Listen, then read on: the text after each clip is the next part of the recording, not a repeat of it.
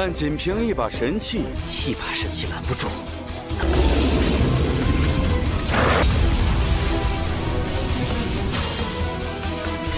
在人类这里，难道你是什么了？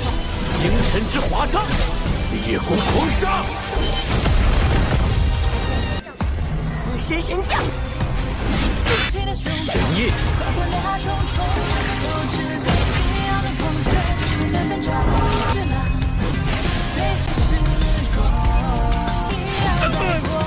怎么可能？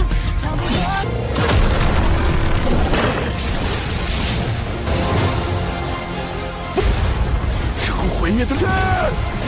我的魔神术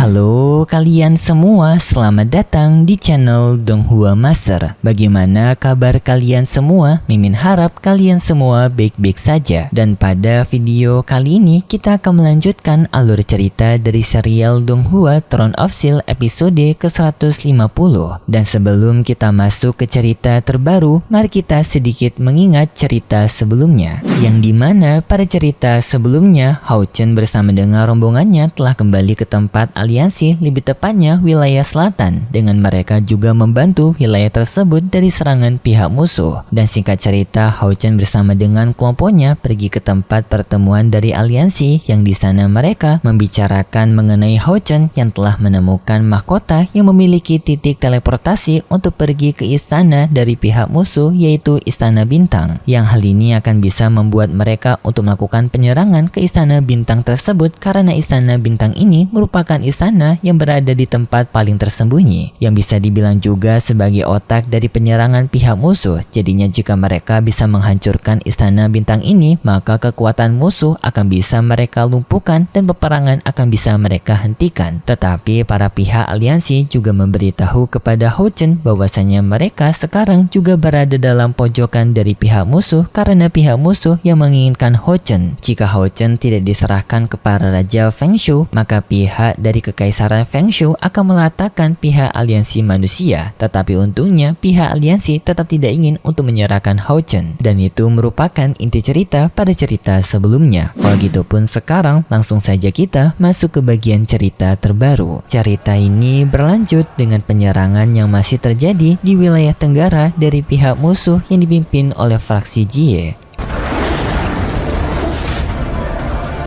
陛下亲自指派你这次对人类发动的猛攻。 Dan setelah itu kita diperlihatkan dengan Jie yang sebelumnya telah mendapatkan perintah dari Agres, yang ternyata Agres lah yang telah memerintahkan kepada Jie untuk menyerang wilayah tenggara dari pihak aliansi manusia. Alasan Agres melakukan hal itu karena ternyata mendapatkan perintah langsung dari Kaisar Feng Shui, yang dimana jika Jie bisa menguasai wilayah tenggara, maka Jie akan mendapatkan promosi kenaikan pangkat, yang hal ini pun membuat Jie menjadi sangat bersemangat. Tetapi Agres juga memperingatkan kepada Jie, jika Jie gagal, maka konsekuensinya adalah Jie yang akan mendapatkan hukuman dari Raja Feng Shui. Mendengar hal itu membuat Jie seketika menjadi tertekan, tetapi dirinya akan mengambil tugas ini dan berjanji tidak akan mengecewakan. Lalu pun Jie berniat untuk menyerang benteng tenggara menggunakan sebuah teknik, yaitu bayang raksasa. Tetapi di saat itu tiba-tiba saja Hao Chen muncul dengan menggunakan perisainya menahan pukulan dari Jie, yang seketika membuat serangan Jie menjadi gagal. Dan di sini juga Jie menyadari bahwasannya Hao Chen berada di level 8 dan juga menggunakan senjata ajaib, yaitu perisainya. Dan Jie menganggap hal ini akan masih bisa dihadapi olehnya karena senjata ajaibnya Hao Chen hanyalah sekedar perisai saja. Tetapi Hao Chen justru merespon dengan bertanya, apakah kau akan tetap sanggup untuk menghadapiku dengan dua senjata ajaib, yaitu dengan Hao Chen mengeluarkan pedang cahayanya. Seketika membuat Jie menjadi kaget karena Hao Chen memiliki dua senjata ajaib, dan lalu Hao Chen pun mulai menyerang Jie menggunakan pedangnya.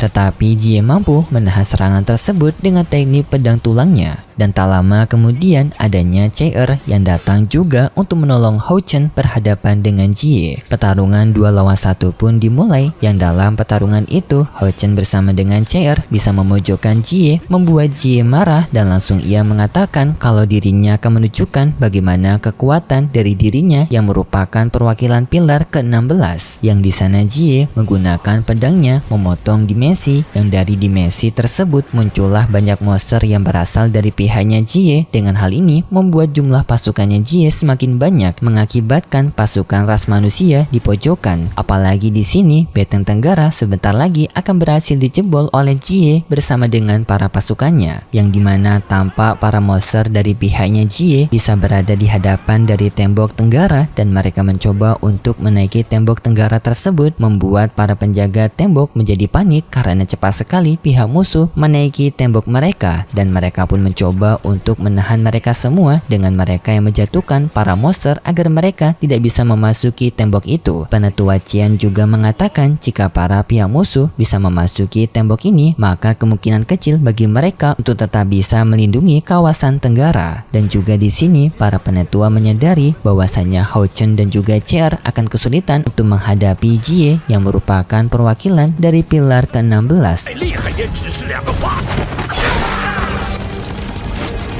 本不是他的对手。都那样。 Apalagi Hao Chen dan juga Chair masih berada di tingkatan 8, dan di sana juga tampak Jie yang sangat percaya diri dengan mengatakan bahwasanya pihak manusia tidak akan bisa menghabisi para pasukannya karena selama retakan dimensi yang ia buat masih ada, maka para pasukannya akan selalu bermunculan tidak ada habisnya. Tetapi untungnya Hao Chen memiliki rencana untuk menghadapi Jie ini, yaitu dengan Hao Chen yang akan menggunakan Legion Tahta Pembantaian milik dari ayahnya Hao Chen yang dulu pernah diberikan oleh kakeknya Hao Chen, yang di dalam tahta tersebut terkandung oleh kekuatan ayahnya Hao Chen. Hao Chen pun dengan segera menggunakan tahta tersebut, yang lalu pun tahta itu muncul di atas udara dengan aura yang bersinar, membuat Jie kaget karena tak menyangka Hao Chen memiliki tahta malapetaka pembantaian, yang lalu pun Hao Chen menaiki tahta tersebut, yang di sana Hao Chen melihat bayangan ayahnya, dan setelah itu Hao Chen pun duduk di atas dari tahta tersebut.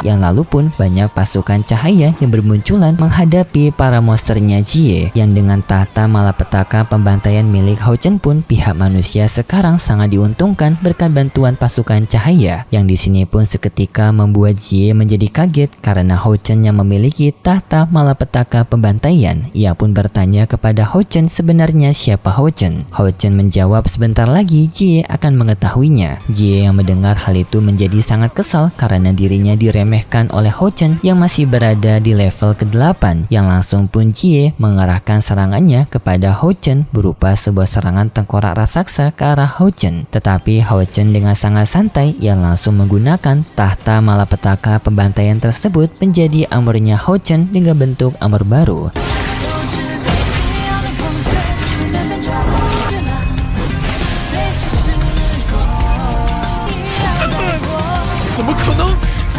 Yang langsung pun dengan armor tersebut Hao Chen maju menyerang ke arah Jie, dan terjadilah pertarungan di antara mereka, dengan di sini Hao Chen bisa mendominasikan pertarungan tersebut dengan serangan bertubi-tubi melalui dua pedangnya Hao Chen ke arah Jie, yang pedang satunya lagi ini berasal dari pedang tahta malapetaka dan juga pembantaian sebelumnya, yang hal ini membuat Hao Chen bisa memojokkan Jie bahkan dengan sangat mudah, dan juga Hao Chen tanpa mengalami kesulitan. Hao Chen menyadari hal ini berkat peningkatan dari tahta malapetaka dan pembantaian.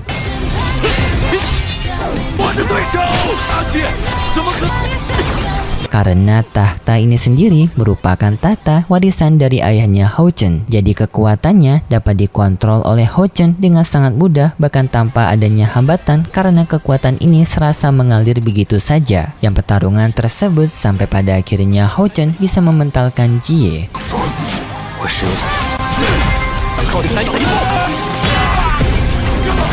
Jie pun sekarang menyadari kalau posisinya sekarang berada di posisi yang terpojok dan dirinya juga teringat dengan perkataan dari Agres sebelumnya bahwasanya jika Jie gagal untuk menguasai wilayah dari benteng Tenggara, maka Raja Fengshu akan menghukum Jie secara langsung. Seketika membuat Jie tidak memiliki pilihan lain untuk segera all-in mengerahkan seluruh kekuatannya agar dirinya tidak mengecewakan Kaisar Fengshu. Yang lalu pun Jie tampak mengeluarkan sebuah segel raksasa yang langsung terbang ke atas langit dan tiba-tiba saja mereka merasakan adanya sebuah kekuatan jahat yang baru saja muncul dari segel tersebut seperti kekuatan dari sebuah pilar kegelapan, dan benar saja tak lama kemudian adanya sebuah pilar raksasa yang muncul dari atas langit. Ternyata Jie memanggil kekuatan pilarnya. Kemunculan dari pilar kegelapan ini seketika membuat Hao Chen menjadi terdiam, dan juga di sana Jie langsung memprovokasi Hao Chen dengan mengatakan setelah ia mengeluarkan pilar kegelapan ini maka kekuatannya akan langsung menjadi tak terbatas, dan secara kekuatan dari daya rusak akan meningkat 10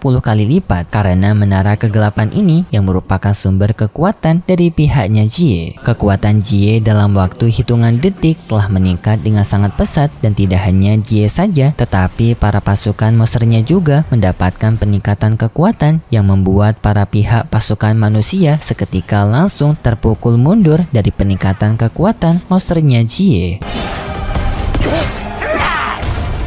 Jie juga tampak puas melihat pasukannya yang dapat memukul mundur pasukan manusia dengan sangat mudah daripada sebelumnya. Tetapi tak disangka-sangka Hao Chen justru menjawab bahwasanya ia selama ini memang menunggu momentum ini, yaitu Jie yang mengeluarkan menara kegelapannya. Yang setelah itu pun Hao Chen mengeluarkan Hou Yue, menyuruh kepada Hou Yue untuk menyerang pilar kegelapan tersebut. Hou Yue pun dengan segera berubah menjadi naga raksasa dan menuju ke pilar dari Jie, yang di sini membuat Jie menjadi panik karena ia merasakan kekuatan dari Hou Yue ini yang mendominasi.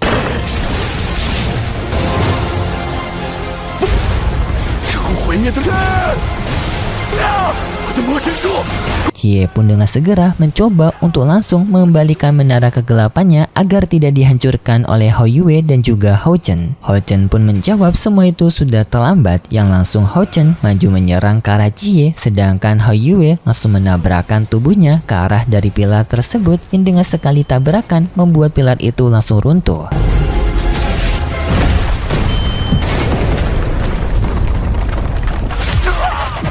Membuat Jie langsung termenung, dan di saat itu Hao Chen langsung mengambil kesempatan menghabisi Jie menggunakan pedangnya. Seketika membuat Jie pun tewas dalam pertarungan, dan juga para pasukan yang sebelumnya telah dikeluarkan oleh Jie juga dapat lenyap seketika karena bos mereka yaitu Jie yang telah dihancurkan oleh Hao Chen. Sebelum Jie tewas menjadi mahkota, sebenarnya ia juga tidak merasa buruk karena tewas di tangan Hao Chen daripada penguasa Fengshu, karena kekejaman dari penguasa Fengshu yang kemungkinan bisa ia dapatkan karena kegagalan misinya. Tetapi Jie juga mengatakan bahwasanya penguasa Fengshu juga tidak akan diam atas tindakan Hao Chen yang telah menghancurkan menara kegelapan dari pihak mereka, dan setelah itu pun mahkotanya Jie hancur berkeping-keping. Namun Hao Chen dengan santai menjawab bahwasanya ia tidak akan menyerah dan akan berjanji untuk menghancurkan sisa lainnya dari pilar kegelapan yang sekarang masih adanya sisa 7. Pihak manusia seketika menjadi sangat senang karena mereka bisa melihat secara langsung adanya pilar kegelapan yang dapat hancur di hadapan mereka. Tetapi di lain sisi tampak Kaisar Fengshu yang tidak terima karena Hao Chen yang menghancurkan pilarnya lagi. Ya seketika pun Kaisar Fengshu langsung berpindah di hadapan dari Hao Chen untuk memberikan konsekuensi kepada Hao Chen yang telah menyinggung dirinya secara langsung, yaitu dengan menghancurkan pilar sebelumnya. Yang kedatangan dari Kaisar Fengshu pun seketika memberikan tekanan dahsyat kepada Hao Chen. Tetapi di sini Hao Chen tidak menyerah. Ia justru mengatakan bahwasanya ini merupakan rencana terakhir mereka untuk bisa memenangkan pertarungan ini, yang kemungkinan besar maksudnya adalah dengan mengalahkan Kaisar Fengshu ini. Tetapi sayangnya setelah itu alur cerita dari serial Donghua Throne of Steel episode ke-150 bersambung. Kalau gitu pun terima kasih buat kalian semua yang sudah menonton video ini sampai akhir. Jika kalian suka dengan video kali ini, bisa beri like serta subscribe, dan sampai jumpa di video selanjutnya. See ya!